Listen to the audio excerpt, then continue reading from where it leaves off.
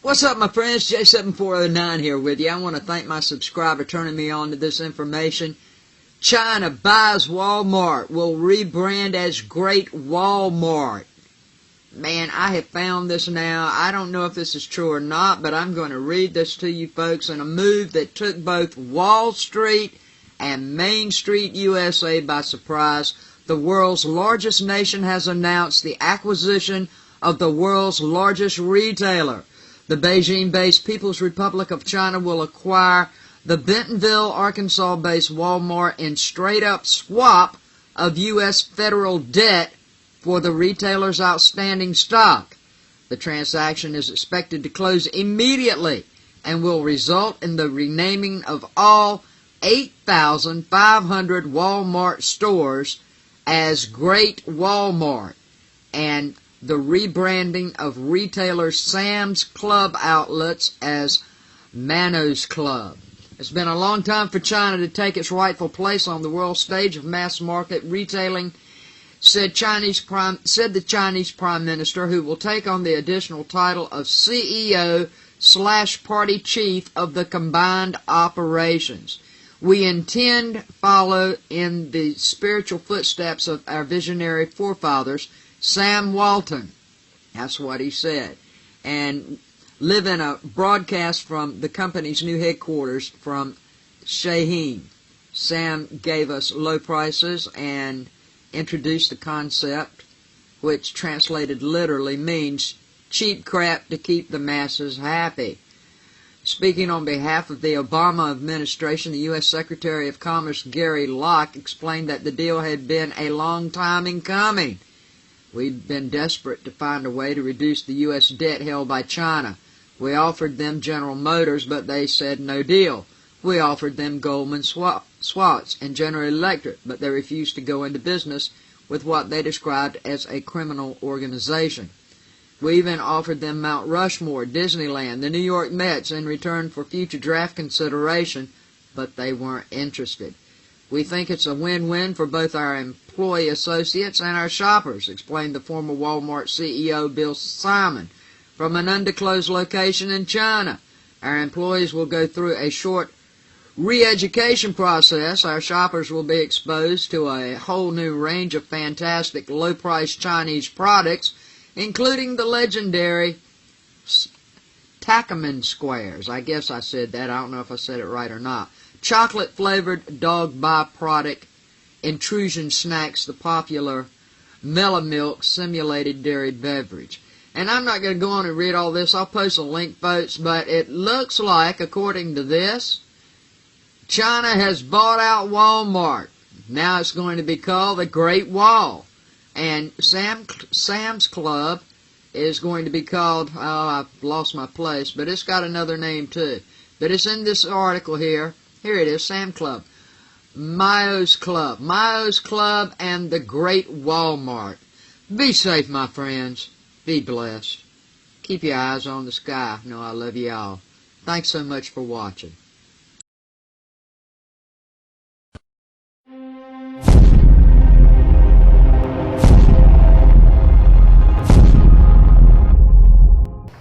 Good morning, YouTube. How you doing? Sorry about the background if you may hear it, because there's someone cutting grass outside and the dogs don't like the line guy. So anyway, I'm making a new video here on Yellowstone, of course. As you see the yellow line, that's the park. There's a couple of others on here. And a PDF here that you can look at. There's 3 videos. And this video that I'm making now will be on here as well. This is Dutch's latest update on earthquakes. Now, we just had a 3.2 again in a new spot at Yellowstone. As you see, 3.2. Now, Kaku, I can't never say the guy's name, that professor, come out in 2011 and said that Yellowstone had raised 2 foot over the large spectrum of Yellowstone. That's a lot of movement. Now, in the last 2 months or 4 months, me and Dutch has reported that it has raised 2 more inches, and maybe more since. Don't know. I'm showing you all the past ones here, and the earthquakes. That was a 4.4. That was a 4.9, 4.7, and a 4.9. I said 4.4, I meant 4.7. As you see, I took screenshots of all of that. Then I took some screenshots of some outlying areas that's on that PDF that's up there at the top. And you can do your own survey of the situation. Okay? And here's a map of the outlining area of Yellowstone. And that's just another photo of showing you the magma underneath the ground. And this one. And here's a chart. And another.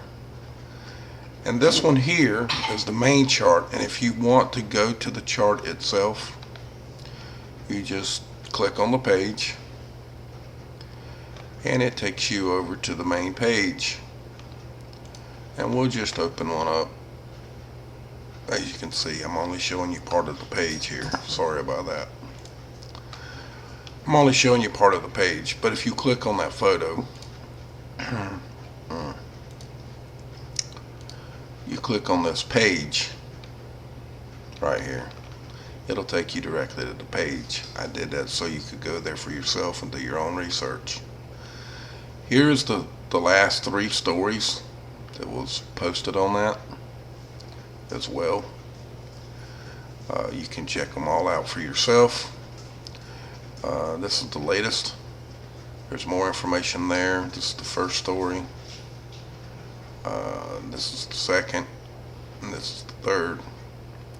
So y'all check those out to get refreshed on the situation so you understand. This is not about fear, folks. This is just informing you of everything that's going on with Yellowstone. Kaku said in his own video, I'm quoting what he said is be prepared to run, because there ain't gonna be no alert to this. There won't be no actual time limit when it may happen. So always be prepared if you live in that area. And living in that area from at least, I would say at least 300 to 500 miles. Have a good head start so you can get going. That's my only preparation for y'all.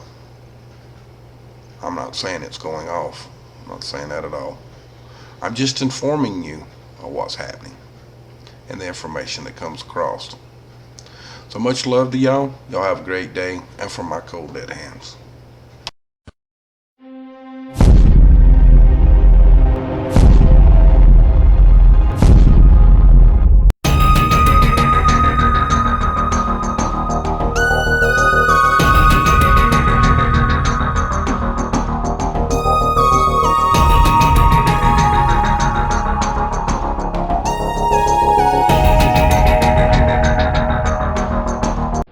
Live, this is One for the Record. I'm Diane, and today is April 23rd, 2014. Here are your news updates for today.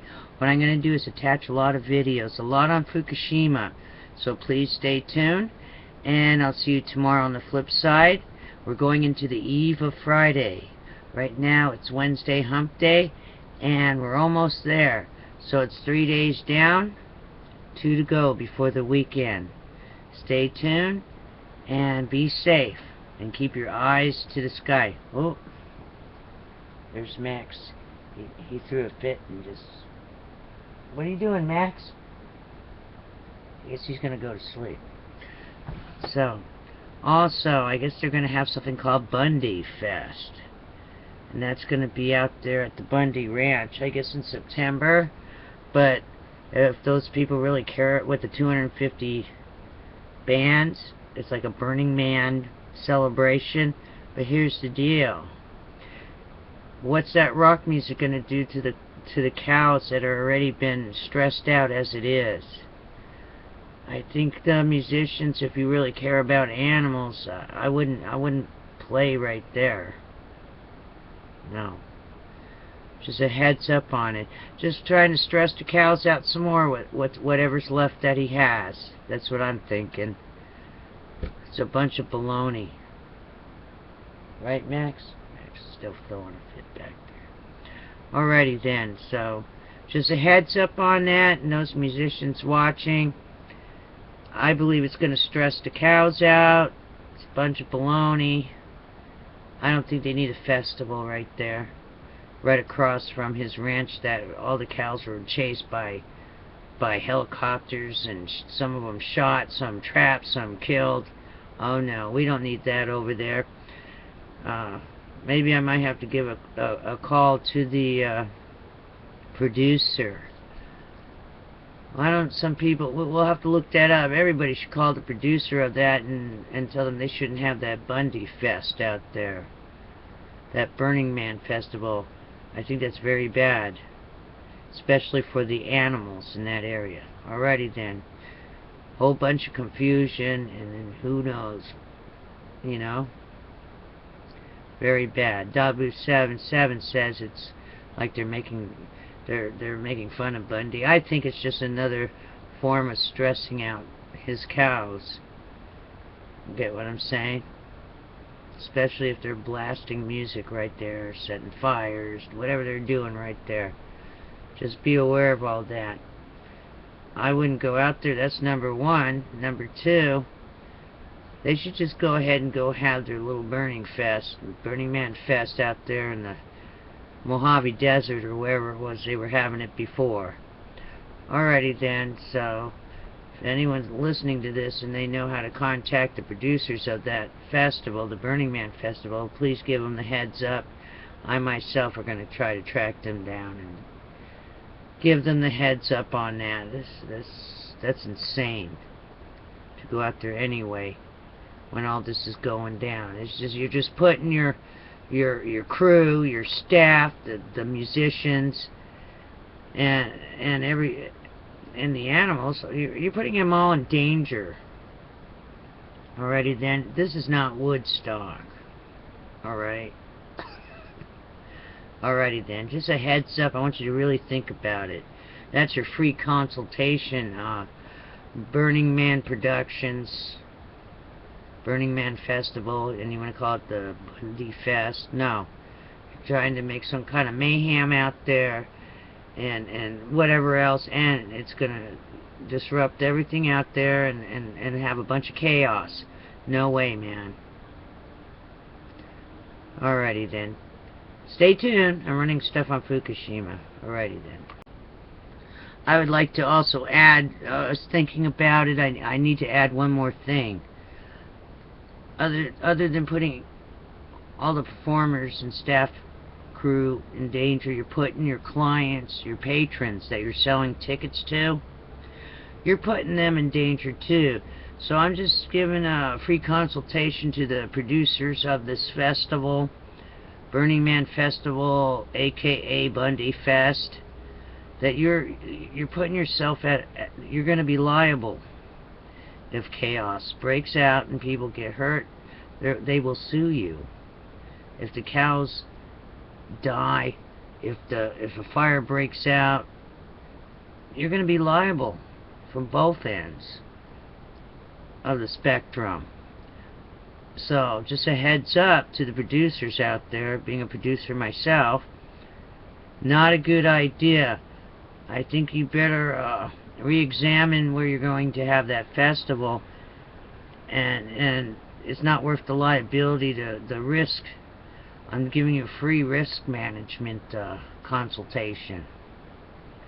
You're going to be liable if a bunch of crap breaks out and chaos and people get hurt.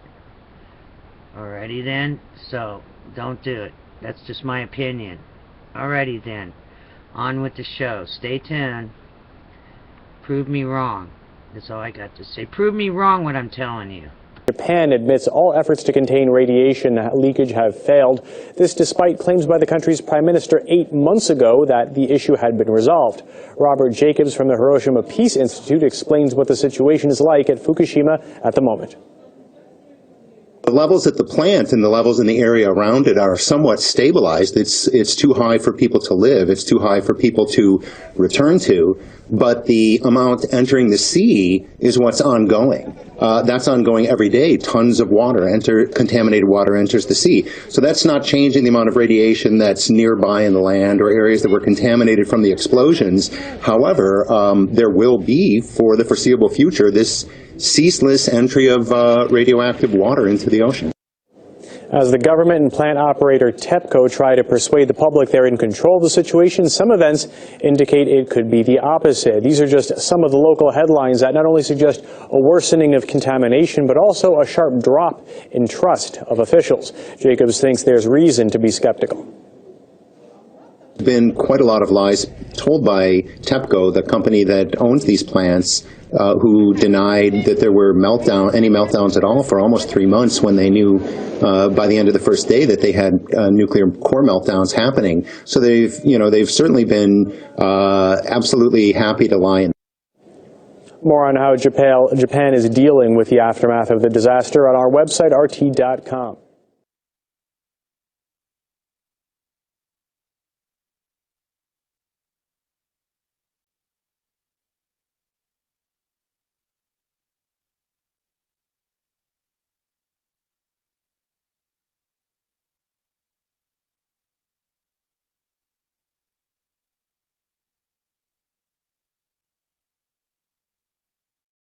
Leaders of a town in Fukushima are considering whether to go back home. People were forced to evacuate Naraha after the earthquake and tsunami crippled a nuclear plant 3 years ago. But many residents are still not sure if their town is safe. Most of the town is within 20 kilometers of Fukushima Daiichi, and the area is still in the government-designated evacuation zone. Town officials held a meeting in neighboring Iwaki City to discuss a possible return. 80% of Naraha's residents are staying there. Residents learned that workers have finished removing radioactive material from residential areas in the town. Officials explained that radiation has dropped by half from pre-decontamination levels. And a municipal panel of experts has judged the town livable. They also say a makeshift shopping mall has been built, but many residents are wary. We're mostly concerned about the exact radiation level. Give us more details. Please don't rush. Make a careful decision. Naraha's mayor says he wants to hear from more residents and assembly members before deciding when they should start returning. Power companies are learning from the Fukushima Daiichi disaster and stepping up safety measures against the possible earthquakes and tsunami. The Research Institute now has a new facility that can create artificial tsunami waves to test the safety of nuclear power plants.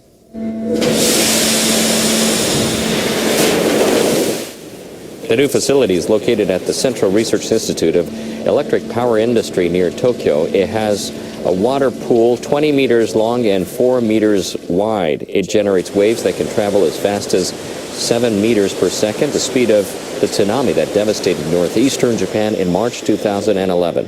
It can also create continuous waves as high as 2 meters for 3 minutes and simulate various wave shapes.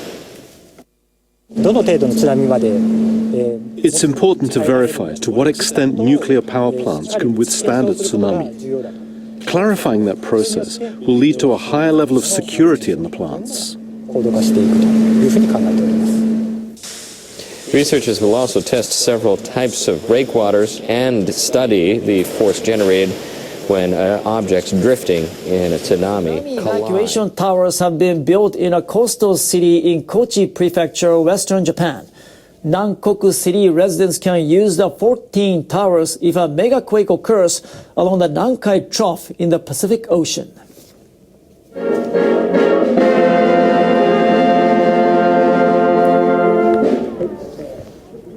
City officials started building the towers in July last year.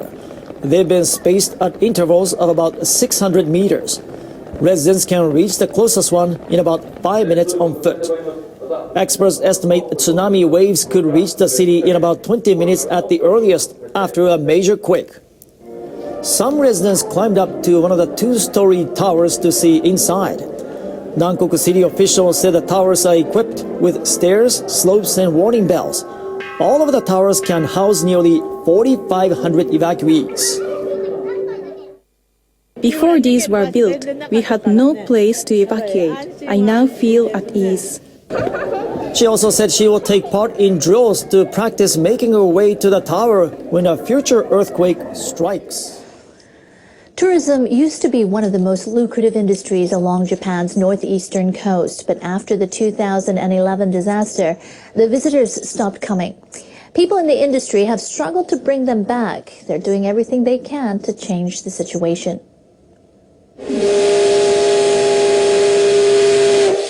A steam locomotive runs through the hills of Iwate Prefecture. The train was brought back into operation earlier this month, 42 years after it was retired. East Japan Railway decided to resume the service to help lure back tourists. Company officials plan to operate the train about 80 times a year on holidays and weekends. The steam locomotive is already a success. People are flocking to Kamaishi Station to see and ride on this piece of history. Authorities expect as many as 20,000 people will eventually take the train each year. We hope tourists will come to Kamaishi, stay overnight, and enjoy our delicious locally made sake. But there's a major obstacle to revitalizing the tourism industry here. There just aren't enough rooms to accommodate a large number of visitors. More than 2.5 million people used to visit the nearby city of Kesennuma each year before the earthquake. Tourism was a key industry, but the number of visitors plunged after the disaster to about 1 million last year. The city's hotels and inns can accommodate about 3,000 people, but many rooms are occupied by workers who've moved to the area to help with reconstruction. At times, construction workers take up about 80% of the rooms. Even if tourists want to visit Kesennuma, finding a place to stay can be difficult. Many guests at this hotel said they couldn't relax because of all the construction workers, so the hotel changed its policy. The management decided to prioritize tourists over the steady stream of construction workers. They reasoned that the construction work will one day be over, and they want the tourists to keep on coming. Over the long term, we didn't want a situation where sightseers didn't enjoy their stay, so we decided to gradually change the type of guest. This tour bus company used to offer a special weekend package that included accommodation, but it had to discontinue the offer because of the shortage of hotel rooms. The number of people signing up dropped around 80%. Tourism is the lifeblood of the local economy. If the tourists don't return, many other businesses will also see their sales dry up. We want visitors to stay overnight and buy our products when they go home. To help regain the city's status as a top tourist destination, officials in Kesennuma are trying to get the area designated as a special tourism zone, where businesses would be eligible for tax breaks. They're also planning to help build some 300 hotels, restaurants, and other facilities to boost tourism. The city has opened a tourist information center and is offering updated information on its website about hotels, inns, and other tourist facilities that are back in business. The reconstruction-related demand will cool down eventually, and tourists will become the main customer. By then, we want to make the city more attractive, so more people will come.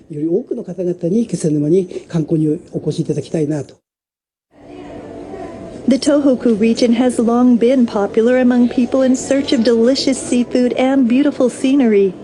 The 2011 disaster may have dealt a harsh blow, but the area has a history of overcoming difficulties. And people here are determined to once again make it a place where tourists want to go. Flocking to a town in northeastern Japan to see a 1,000-year-old cherry tree that is now in full bloom. The tree, designated as a national natural treasure, is drawing people to Miharu Town in Fukushima Prefecture. The tree's sprawling branches are heavy with flowers, with pink petals hanging in a cascade. So great! It's breathtakingly beautiful. I can feel the tree's history here. It looks exactly like a waterfall. The cherry tree used to draw more than 300,000 tourists each year, but the number dropped to almost half just after the earthquake and tsunami 3 years ago. Now, tourists are gradually returning. Town officials expect the number of visitors this year to exceed the figures for the last 2 years. Posted a record trade deficit for fiscal year 2013, which ended in March. Analysts say the weaker yen and an increase in fuel imports are behind the increase. Finance Ministry officials say that Japan's trade deficit rose to about $134 billion for the fiscal year that ended last month. This marked a third consecutive year of deficits. The figure is the largest since comparable data became available back in 1979. Exports rose more than 10% in yen terms last fiscal year. Imports rose more than 17%. In addition to the weaker yen, higher demand for fuel for thermal power generation contributed to the red ink. The Finance Ministry also said the deficit in the month of March came to about $14 billion. The country's imports exceeded exports for the 21st month in a row. Now, officials at Japan's industry ministry have high hopes for methane hydrate. They see it as a promising source of energy, so they're planning a survey to check for reserves of the substance under the Sea of Japan. Last March, government researchers succeeded in extracting natural gas from a methane hydrate deposit in the Pacific Ocean seabed. It was the first time anyone had been able to do that. Now they have their sights set on the other side of Japan. They're planning to drill the seabed and take samples to determine the amount of reserves. Ministry officials say they'll conduct the survey from June until March next year. And they'll try to improve the technology for extracting gas. Police in Tokyo are tightening security. They're getting ready for the arrival of U.S. President Barack Obama.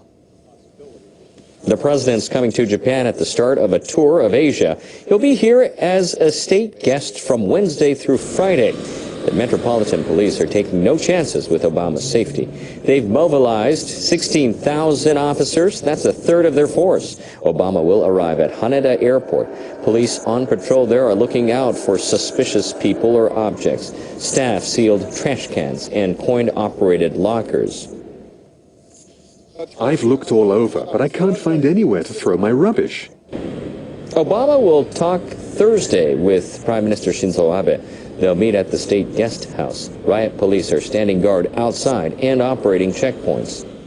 Staff at Tokyo Station sealed more than 5,000 lockers. I just arrived in Tokyo. Not being able to use a locker is a nuisance. Obama will fly out on Friday. He'll be heading to South Korea. Obama is trying to show his so-called pivot to Asia is still in his playbook. He'll meet with Japanese Prime Minister Shinzo Abe to talk about everything from trade to security to regional relations. NHK World's Masayoshi Tanaka has more from Washington. President Obama plans to visit 4 Asian countries: Japan, then South Korea, Malaysia, and the Philippines.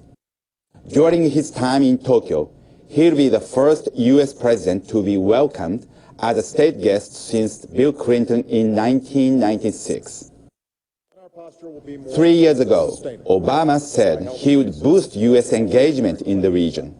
The policy became known as the pivot to Asia. The United States is turning our attention to the vast potential of the Asia-Pacific region.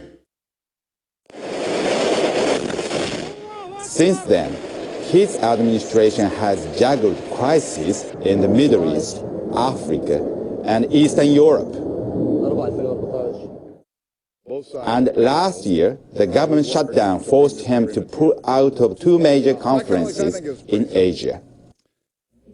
Michael Green was Senior Director of Asia on the National Security Council under former President George W. Bush. He says there is a lot riding on this trip. Their overall objective is to demonstrate that the so-called pivot or rebalance to Asia is still very much alive. Remember, President Obama canceled his visit to Asia last October for APEC and the East Asia Summit because of budget politics in the Congress. So he needs to make up for that. Obama would be in Asia at a time of heightened regional tensions. The Chinese military has been asserting itself at sea, causing concern in Japan, the Philippines, and other nations. Relations between Japanese and South Korean leaders have become strained too. Obama had to organize a 3-way summit last month to get Prime Minister Abe and President Park to officially meet face-to-face for the first time. Green says the U.S. position in Asia is very weak when Japan and South Korea are at odds. These are our 2 most important allies with democratic values, the host of most of our military forces, and it hurts us because North Korea thinks that the democracies and the regional powers can't come together to punish them. It also sends a message to China. Green says leaders in Beijing may envision an Asia centered on the nation where they can pull South Korea or other countries away from Japan and the U.S. He stresses it's crucial for Obama and Abe to strengthen the decade-old alliance that binds their nations. The president himself, I suspect, has learned the nature of the Chinese regime, the need for cooperation, but the fact that Chinese understand power. And when the Americans talk about power, what have we got? Our economy, our military, and our alliances. So he'll want to show that this alliance is strong. Coming to Asia will help President Obama do that. His administration will send additional naval destroyers to Japan. The message seems to be clear. The U.S. is determined to maintain its presence in the region. Masayoshi Tanaka, NHK World. A South Korean publisher is hoping to do its part to help improve relations between Japan and South Korea. It's launched a Japanese language newspaper based in Tokyo. The editors want to offer readers insight into the 2 countries and promote better understanding. NHK World's Masaya Fujimoto reports. This monthly free paper is published by the Korean newspaper Seoul Shimbun Daily. Called Tesoro, it is written in Japanese and covers Korean politics, business, and culture. It was launched in Tokyo last November. The paper is edited by the Tokyo Bureau of Seoul Shimbun. Against the difficult ties between the 2 countries, the editors want the publication to promote understanding. I want to provide readers with information that's accurate. I hope that as a result, the understanding between our 2 countries deepens. Kim Min-hee is Seoul Shimbun's Tokyo correspondent. On this day, she heads to Fukushima City. She wants to write about the aftermath of the nuclear disaster. Her aim is to describe conditions in the region. She also wants to share with the Japanese readers her personal impressions of her first visit to Fukushima. I've come here to find out how the people in this area are surviving. I want to write about how they feel 3 years after the disaster.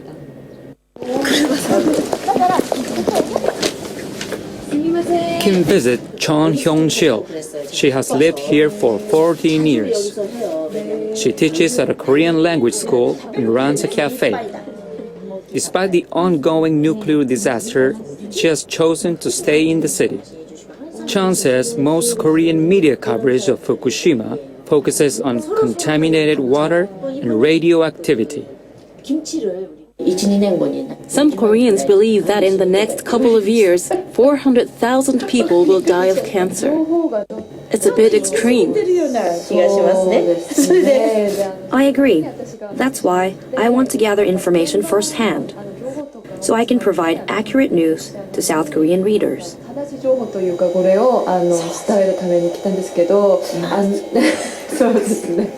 Yes, we really need that. Kim also visited the language class and talked to some students there. There's nothing we can do about radiation. It just falls from the sky. You can't tell your children to avoid something that is all around you like that. Kim says she has realized how deeply the disaster scarred people there and wants to share with her Japanese readers what she saw and felt. I hope our articles can help relations between our two countries. With their publication, Kim and her colleagues want to show Japanese readers how fair and candid reporting can promote better understanding. Masaya Fujimoto, NHK World, Tokyo. South Korean defense officials say North Korea may be preparing for another nuclear test. A spokesperson for the defense ministry says there have been signs of increased activity at a test site. South Korean military leaders are increasing their surveillance. Defense Ministry spokesperson Kim Min-suk said the North Koreans could conduct a nuclear test soon at the Punggye-ri test site. Authorities in Pyongyang have already carried out 3 tests at the same facility in the country's northeast. But the spokesperson said a test isn't a foregone conclusion. He said North Korean officials have faked preparations in the past. Despite pressure from the West, the UN nuclear watchdog, the IAEA, says Iran is already acting to cut its most sensitive nuclear stockpile by almost 70%. But socialist activist Caleb Maupin thinks Washington is playing political games and adding to the discord. Iran has opened a hand of friendship and diplomacy to the United States. But the response of the U.S. and Israel to Iran's call for peace and negotiations has been aggression. And that's what we're seeing with this, this building seizure, the attacks on the new UN ambassador. The work of the federal prosecuting institutions, the FBI and others is very political and is often very politically motivated. It's very clear that certain interests in the United States, whether they be the big oil corporations, whether they be certain Wall Street banking institutions, and specifically, the Israeli and the Zionist entities, they are clearly devoted to attacking Iran. The U.S. wants that oil for Shell and other U.S. corporations, and that's unacceptable. But that's motivated all this hostility and aggression. Earth have long scanned the skies in search of planets that could support life. And now scientists at the U.S. Space Agency have spotted an Earth-sized planet that may feature a key necessity: surface water in liquid form. The NASA astronomers discovered the planet using the Kepler Space Telescope. They dubbed it Kepler 186f. It's about 500 light-years from Earth in the constellation Cygnus. The planet is about 10% larger than Earth. The astronomers say its orbit around its sun falls within the habitable zone, in which liquid water might pool on the surface of an orbiting planet. This is one of the big milestones that we've been looking for in our attempts to find out if there are places just like home and if there's life out there. The planet's host star is smaller and cooler than the sun and not as bright. NASA researchers say they will keep looking for planets that are more similar to Earth. Well, that was it. It's all downhill from here, bud. Oh yeah, go on, click the subscribe button.